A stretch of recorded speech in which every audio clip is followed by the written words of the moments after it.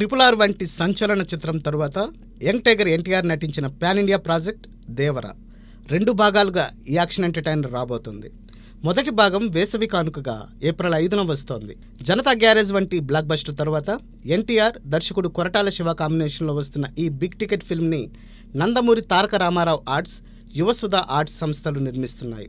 ఇందులో తారక్కి జంటగా శ్రీదేవి కూతురు జాన్వీ కపూర్ నటిస్తుండగా బాలీవుడ్ నటుడు సైఫ్ అలీ ఖాన్ ప్రతినాయకుడిగా కనిపించనున్నాడు. కాగా సోమవారం దేవర పార్ట్ 1కి సంబంధించిన గ్లిమ్స్ని రిలీజ్ చేసింది యూనిట్. ఆద్యంతం యాక్షన్ మయంగా దేవర గ్లిమ్స్ని తీర్చిదిద్దారు మేకర్స్. దీంట్లో అనిరుద్ధ్ అందించిన నేపథ్య సంగీతం, థీమ్ సాంగ్తో పాటు విజువల్స్ ఎస్సెట్గా నిలిచాయి. ఇక గ్లిమ్స్ అంతా ఒక ఎత్తు అయితే ఈ సముద్రం చేపల్ని కంటే కత్తుల్నే నిత్తుల్నే ఎక్కువ చూసి ఉండాది, అందుకేనేమో దీన్ని ఎర్ర సముద్రం అంటారు అంటూ ఎన్టీఆర్ చెప్పే డైలాగ్ మరో ఎత్తు అని చెప్పాలి. ఓవరాల్గా దేవర గ్లిమ్స్ ఏప్రిల్ 5 ఎప్పుడెప్పుడు వస్తుందా అని ఎదురు చూసేలా చేసిందనడంలో ఎలాంటి అతిశయోక్తి లేదు.